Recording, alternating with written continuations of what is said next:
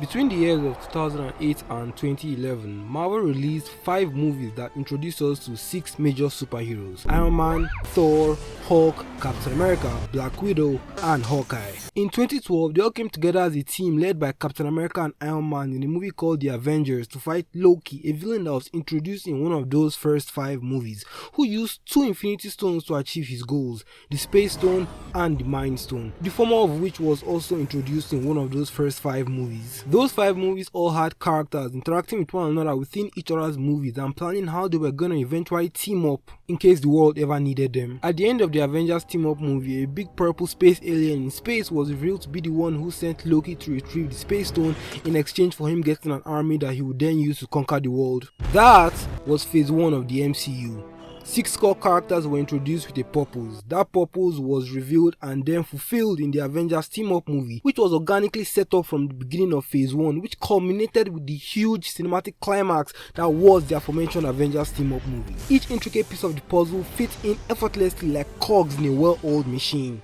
This made sense. Between 2013 and 2014, Marvel released 4 movies which were mostly sequels to the movies from phase 1 that now clearly cemented Captain America, Thor and Iron Man as our 3 core members of the Avengers. The Thor sequel introduced the Reality Stone. One of these 4 movies was actually an origin story for 5 new characters in space who were known as the Guardians of the Galaxy. This movie introduced the Power Stone while also providing a closer look at that big purple alien guy from the end of the last Avengers movie. He seemed to be really upset that yet another person had failed to acquire an Infinity Stone for him. Also, we find out what his name is in this movie. It's Thanos, which, yeah, you're much more of a Thanos. Then in 2015, we got another Avengers team-up movie that was a direct result of the way Iron Man, our main protagonist of the core 3, was psychologically affected by the events of the first Avengers movie, and it ends with Thor flying off into space to investigate the Infinity Stones. Then we got another origin movie that introduced us to Ant-Man, but the show's not over just yet. At the end of this Avengers movie, we see Thanos again, this time not waiting around to be disappointed by one of his minions, but very clearly communicating the fact that he's literally taking matters into his own hands. Fine. I'll do it myself. That was phase 2 of the MCU. At this point, the cinematic universe is expanding while also highlighting our core main characters, with Iron Man being our primary protagonist. And it's become very clear that a greater galactic narrative is being woven around these characters, with Thanos being positioned as an imposing force that really wants to acquire these Infinity Stones for some reason. Another phase definitively capped off by an Avengers movie, with each intricate piece of the puzzle yet again effortlessly fitting in like cogs in a well-oiled machine. This made sense. Between 2016 and 2019, Marvel released 11 movies. The first movie was Captain America Civil War, the third movie in the Captain America trilogy, where our heroes had a big argument which led to one of the Avengers movies being disassembled. What? The third movie in the Captain America trilogy, where our heroes had a big argument which led to the Avengers being disassembled. We also got introduced to Spider-Man and Black Panther in this movie. The second was an origin story for Doctor Strange, which also introduced the Time Stone. The third was a Guardians of the Galaxy sequel. The fourth was a Spider-Man origin story. The fifth was Thor Ragnarok, the third movie in the Thor trilogy, which had Hulk as his co-star, and ended with their refugee vessel getting ambushed by Thanos' Warcraft. The sixth movie is a Black Panther origin story. The seventh movie is the third Avengers movie, aptly titled Avengers Infinity War, wherein we discover that Thanos plans to use the Infinity Stones to wipe out half of all life in the universe. The movie starts exactly where Thor Ragnarok left off, with Thanos murdering half of the remaining Asgardians, including Loki, a character that up until this point had refused to stay dead. He put smackdown on Hulk, the strongest Avenger, and then proceeded to effortlessly acquire the second of the 6 Infinity Stones he needed to complete his plan. Over the course of the movie, the Guardians of the Galaxy and the Avengers both team up to challenge him in an attempt to stop him from enacting his plans. This gives us several spectacular battles where we see our favorite heroes that we've been following for the past 10 years all get to shine and show Thanos what's what. Did I just say what's what?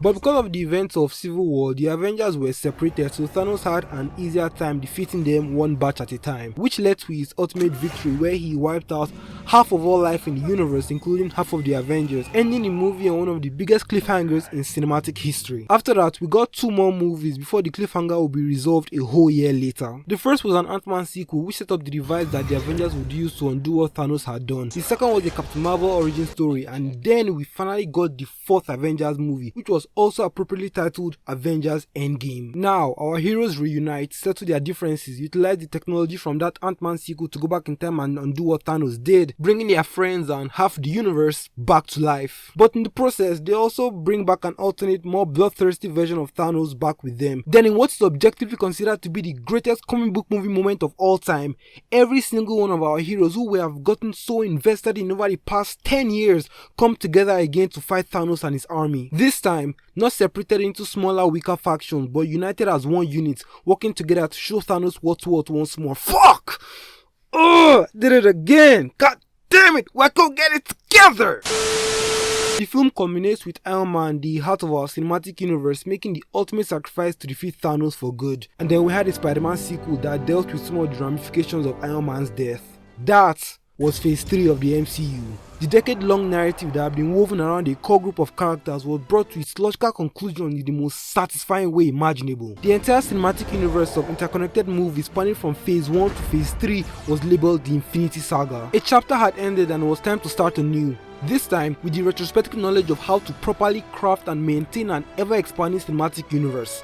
First, you introduce your core characters. From those core characters, clearly identify your primary protagonists. Gradually introduce new characters with a specific purpose in mind. Create an overarching story with a main villain that pulls the strings from the shadows. Divide that story into 3 phases of movies, and each phase with an Avengers team-up movie, so we know definitively when a phase has ended and when the next part of that overarching story has begun. End each Avengers movie with a teaser for the big bad of the story. Set up the events for the Avengers movie at the beginning of the phase. Have each character fulfill their purpose in the big team-up movie. Then, after a decade of cohesive and strategic storytelling, reward the audience's temporal and financial investment to these characters by bringing them all together in an Avengers movie where they go head-to-head with the main villain and show him what's what. Fuck! That makes sense, right? They did it before. They literally created the blueprints. Now all they have to do is follow it step by step and do it all over again.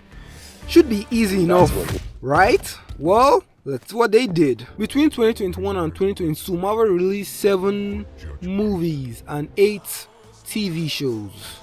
Okay, that's a lot of content, but surely they did it for a good reason. Out of the 8 TV shows, 4 are about less popular side characters, 3 are origin stories for brand new, even less popular side characters. The last TV show is a cartoon that explores the concept of the multiverse but has nothing to do with the mainline MCU story, even though technically it's still canon. 3 of the 4 TV shows about recurring less popular side characters are all self-contained stories that don't really add anything to the main MCU storyline, except Loki that introduces us to the concept of the multiverse and then immediately contradicts the other 2 TV shows that deal with the multiverse as well. At least Loki introduced our new big bad of the MCU, but he gets killed like 5 minutes later. These same TV shows then go on to completely assassinate the well-established and beloved side characters that we've all come to know and love, while also introducing us to new insufferable characters with episodes that actually attack and villainize the fans that made them as big as they are today. Wait, what the fuck is going on? Okay, let's take a breath and see what's going on with the movies. Maybe those will reconcile whatever the fuck is going on with the TV shows. Out of those 7 movies, 5 of them are sequels that completely assassinate our beloved main character. Oh fucking hell! One of them is a story that took place between Civil War and Infinity War and stars a dead character. 2 of them are multiverse stories that go on to further contradict the other 3 TV shows that already dealt with the concept of the multiverse. 2 of the movies are origin stories for brand new, less popular characters. One of the origin story movies ends with a fucking giant's head and arm sticking out of the earth. None of these movies have any reference to the main villain that was established in Loki, and the phase ends not with an Avengers movie, not even with a pseudo team-up movie like a Captain America Civil War, but with a Black Panther sequel that doesn't even really or at all reference any of the stories that happen in the phase, multiversal or otherwise. Just ends. None of the characters get to team up in any significant way. The new, less popular characters don't even get to fucking meet the old ones. There's nothing connecting these movies together. There's no overarching story being told. We have no idea who the new Avengers are. We for sure don't know who our core new 3 main characters are. We have no fucking clue who our new Tony Stark is supposed to be. And 90% of our beloved, strong, intelligent and incredibly competent characters are now just inept, completely incompetent shadows of their former selves. Apparently, that was phase 4 of the MCU.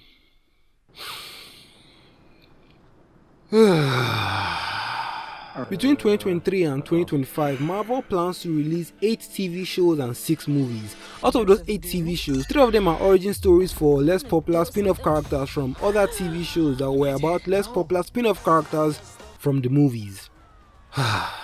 One is a Spider-Man cartoon that doesn't know if it wants to be canon to the MCU. One is a soft reboot of a great TV show whose characters they already brought into the MCU and subsequently assassinated. 2 of them are continuations of multiversal TV shows from Marvel Phase 4 that just absolutely refuse to stop contradicting one another. Oh yeah, remember that big bad multiversal bad guy from Loki Season 1 who died in the most pathetic way imaginable?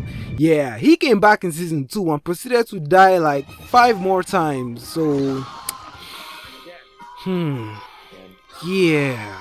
Then we had a TV show that completely assassinated the character of Nick Fury and ended with the reveal that 1 million shape-shifting aliens had covertly infiltrated Earth and had been planning our nuclear demise for the past 3 decades. Oh, and just a quick reminder, at this point it has been 2 years. 2 years since a fucking giant monster erupted out of the earth, and nobody within this allegedly interconnected universe of films has said jack fucking shit about it. Cool, let's move on to the movies. 4 of them are sequels that add nothing to the fucking fugazi of a concept that cosplays as the overarching story of this universe. Oh, and by the way, you see the current phases of movies, yeah? They're called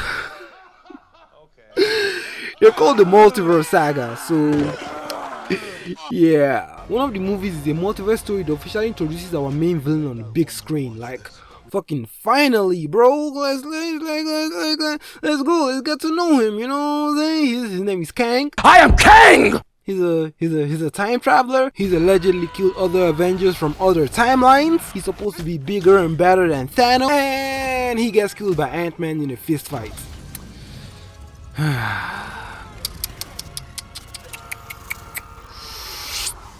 Yeah. Anyway, the phase ends with a spin-off pseudo team-up movie starring unpopular side characters from other unpopular spin-off TV shows and movies that is supposed to replicate the critical success of a DC movie, which itself was the second attempt at trying to replicate the popularity of a movie from Marvel Phase 2.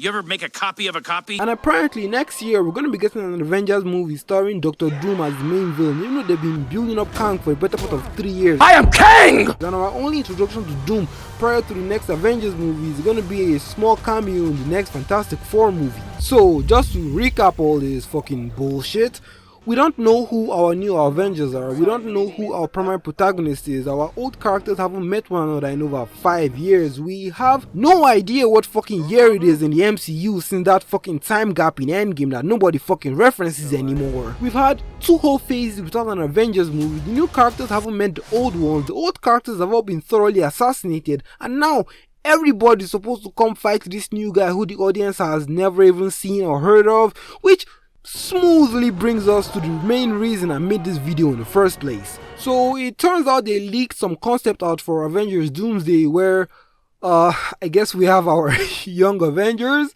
Kate Bishop from Hawkeye meets Ant Girl from Ant-Man 2, 3, whatever, Wiccan from Agatha All Along that I didn't fucking watch. We have Speed, aka Slower Quicksilver, who I'm pretty sure wasn't in that TV show. Miss Marvel is also there, and they are being led by Wong and Peter Quill for some reason, who's also in a different picture with White Vision from WandaVision that came out like 8 fucking million years ago.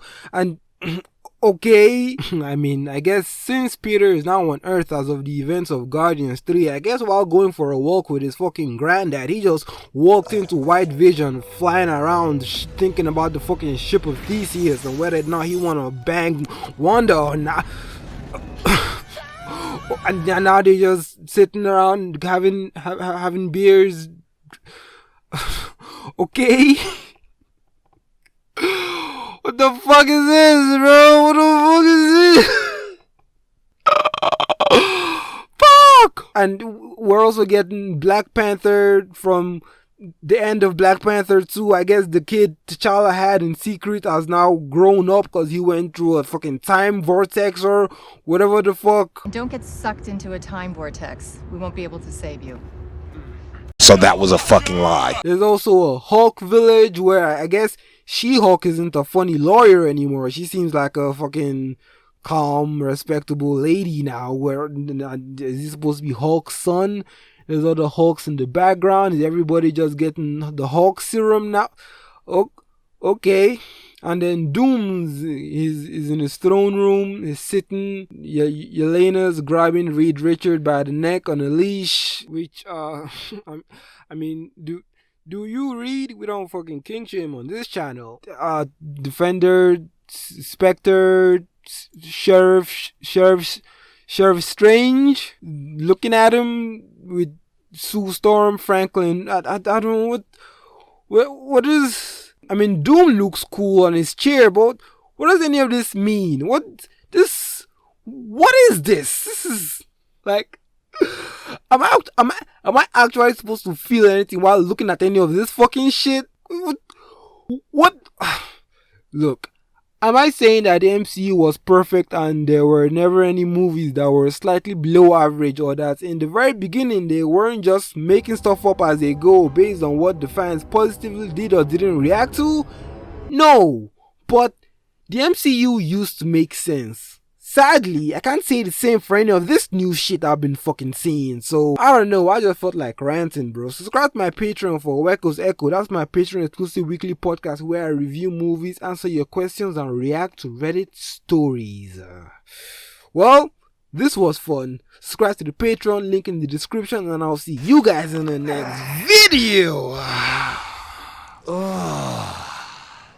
I am king!